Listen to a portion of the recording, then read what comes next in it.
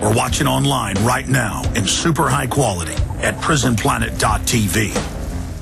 All right, going back to Michael Badnarik. Michael, you were making a point as we went to break, and when you're done making that point, I want to ask you, I mean, the system knows what they're doing, and they know they've created the derivatives between corporate mega banks and government. They know they're going to use the crises to offer their world government as the solution. Now that's all out in the open, whereas years ago you and I would be attacked for even talking about it because we were informed and the public wasn't. We were trying to inform them. And now all over the country, you just pull up and they're looking at you like you're being inducted into a maximum security prison, and they jerk families out of cars, they search, and it's all for your safety because you're guilty until proven innocent, because government's got to protect you from terrorists when you got a better chance of dying in a car wreck or a bolt of lightning or a bee sting or snake bite than being killed by terrorism. Then you look at terrorism and you find out most of it's manufactured and staged or provocateured. The underwear bombers put on the plane, the shoe bombers put on the plane, the Fort Hood shooters protected, Al-Qaeda's given control by NATO of Libya. I mean, it's incredible. So Michael Badnarik, libertarian, activist, talk show host, author, I think you hit the nail on the head. People are angry. I'm on talk shows all the time, and they say, okay, I get it. You're right. I thought you were crazy. I mean, I get this every day when I do interviews. You're right. It's all true. Mancow Mueller this morning, he goes, what do I do? And so I'm going to do some news reports in the next week or so about what we do from my perspective. But people are all looking for some magic bullet.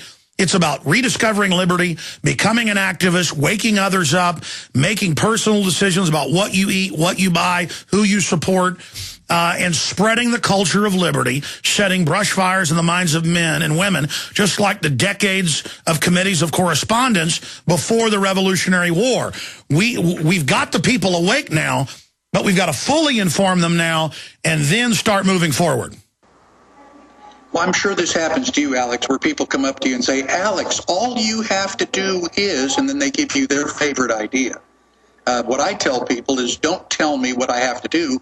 Go out and find the resources, make it happen, and then come back after you've been successful so that I can congratulate you. You know, you and I and Ron Paul, Jesse Ventura, the four of us can't restore liberty alone. We need all of those people out there, those Americans, to do their part of the job. One of the things I was about to say was that Muammar Gaddafi is recently eliminated, but months ago they took him out of the capital, and I mean, any rational person would have been hiding on a desert island using some kind of a mask into changing their name.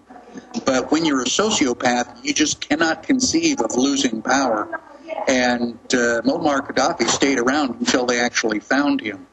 I think that there are people like that in the American government who think they can get away with anything, that they can continue to intimidate us, continue to do our checkpoints, to frisk our young children at the airports, and that Americans will continue to tolerate that type of activity. And you and I both know that we will not tolerate it forever. That's what we're seeing now with all these protest rallies.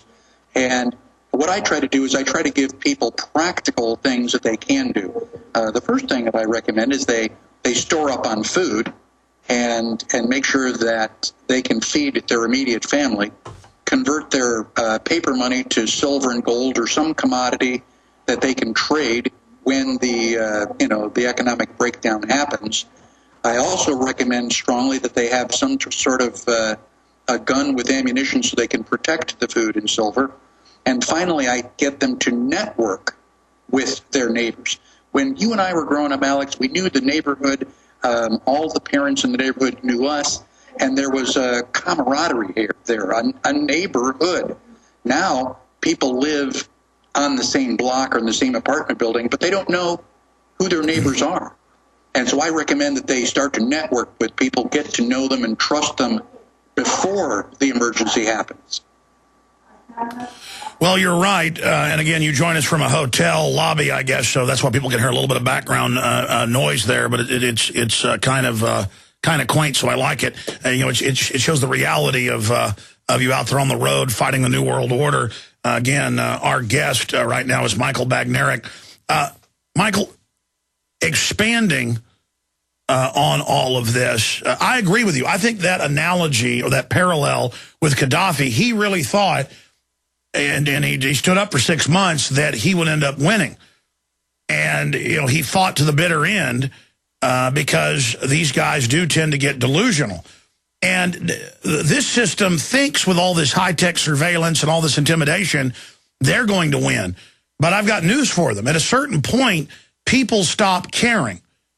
And that's what's happened in Mexico. The government and the other drug cartels allied with it are fighting against other people that just don't care and have basically embraced a culture of macho death worship, and the whole country's going to hell in a handbasket. And that's what's going to happen across the West, as people just can't take it anymore. I mean, government, from what I've read and seen, I saw a police chief admit a few years ago that was Baltimore, that they wear black uniforms to intimidate people and mask. Well, they have to understand, it's not intimidating most people. Sure, some sheeple it does. It's making people hate you. It's making people see you as a threat, and then you act like one. And then you act like somebody in Nazi Germany. And so the opposite is happening. It's actually getting people out of their catatonic stupor. I mean, as long as the globalists were just siphoning off money and doing all these corrupt things and launching foreign wars and hiding the coffins, this could have gone on for a long time. But the fact that they want to squat on us and spit in our faces and boss us around all day, it's having the opposite effect. So I guess you're saying they're basically delusional? Yes, very much so, some of them.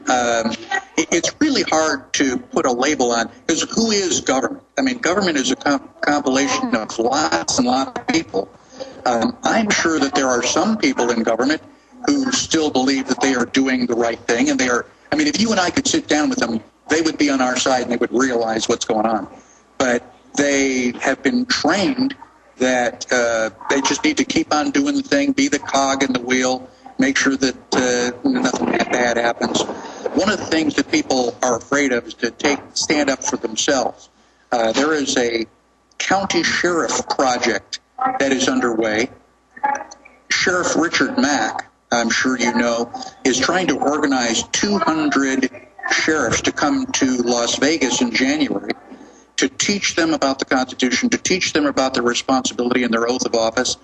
Richard has invited me to come and assist by giving a presentation on the Bill of Rights. What we need your listeners to go to CSPOA, that's County Sheriffs and Police Officers Association.org, to contribute money so that we can pay to have these sheriffs flown to Vegas. The goal is to have 200 sheriffs trained and ultimately to sign a letter that we will mail to Washington, D.C., letting them know that these county sheriffs are not going to tolerate federal intrusion into the counties.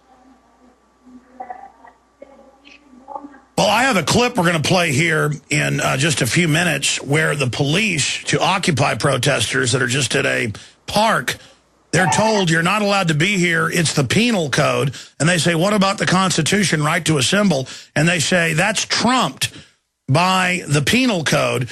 And they just make up these penal codes. They just make up these regulations. And now I see police all over the country, and I see cases where judges say, don't bring the Constitution in my courtroom. And I see police in their training manuals being taught it's bad, but the Constitution is what they swear an oath to.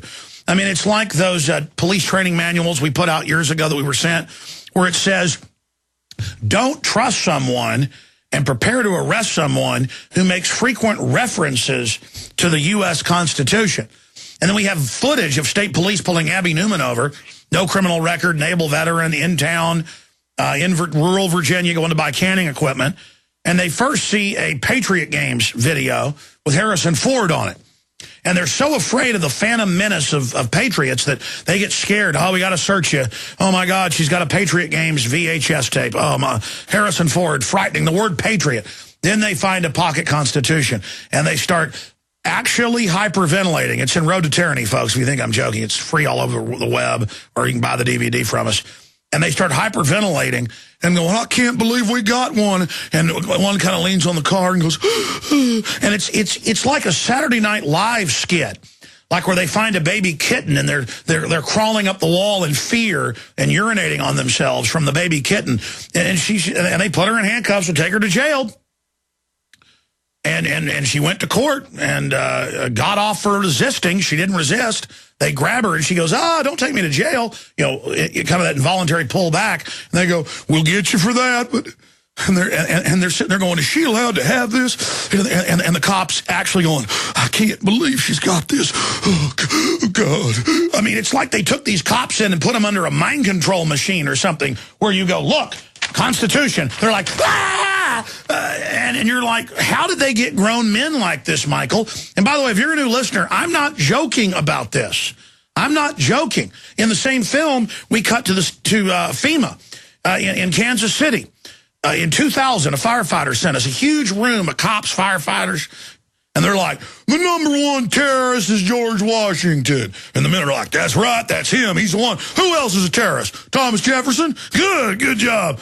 And it's this military type guy, they're going, and these people are the enemy, and they're here today. They believe in what they're doing. It's all these rednecks going, right, we're going to get them. And I was sent 17 hours of this. I was sent 3 days of it.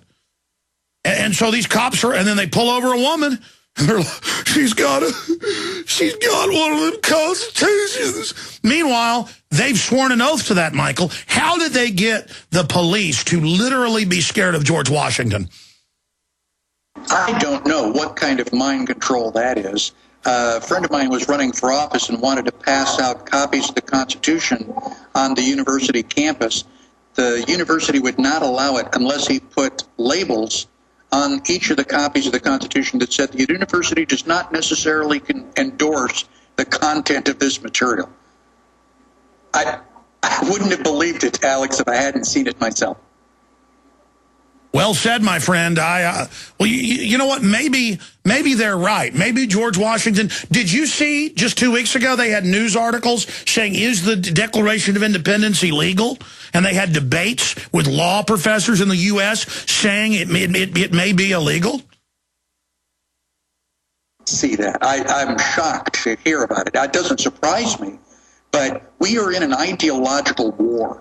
We are in a war of words and a war of ideas, and we have been losing that war because the bad guys changed the definitions. They use these terminologies like assault rifle, and they give it this bad connotation, and the rest of us just kind of accept these terms, and we've been defeated before we even start. You and I have been pushing the ideas of liberty, individual rights, private property, personal responsibility. Those are the ideas embodied in the Constitution. And I think those ideas are starting to take